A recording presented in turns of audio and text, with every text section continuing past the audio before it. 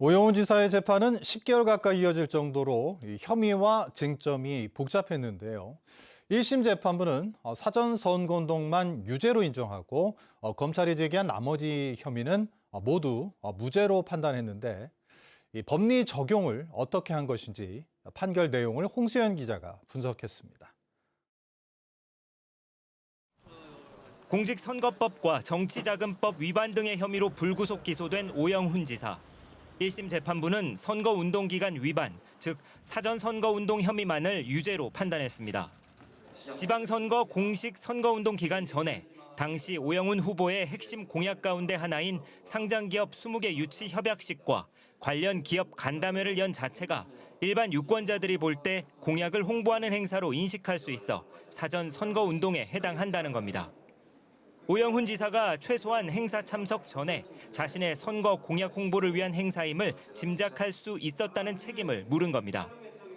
하지만 제출된 증거 등으로 볼 때 오영훈 지사가 행사를 직접 기획하거나 선거운동을 하기로 캠프 관계자들과 사전에 공모한 것으로 보이지 않고 선거에도 중대한 영향을 미치지 않아 당선 무효형에 해당하지는 않는다고 판단한 것으로 보입니다.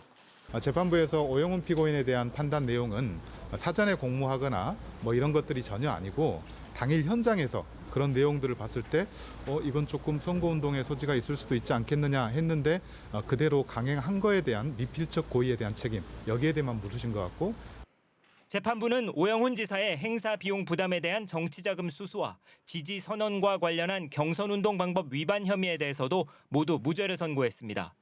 오영훈 지사와 함께 기소된 5명의 통화 기록과 단체 채팅방 메시지 등 증거 자료에서 오영훈 지사가 행사 자금을 직접 받거나 기획하지 않은 것으로 보인다고 판단했습니다. 재판부는 검찰의 공소 사실에 대한 위법성 여부를 항목별로 나누어 설명했는데요. 관심이 집중된 공판인 만큼 재판부는 선고에 1시간 반을 할애했습니다.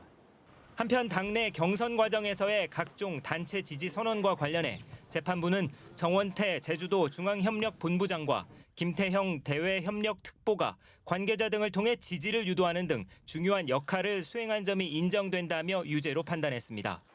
또 재판부는 협약식 등 행사 비용을 자신의 사단법인 자금으로 지출한 법인 대표 고모 씨와 경영 컨설팅 업체 대표 이모 씨에 대해서는 정치자금 수수와 지위를 이용한 선거운동 혐의에 대해서도 유죄로 판단했습니다.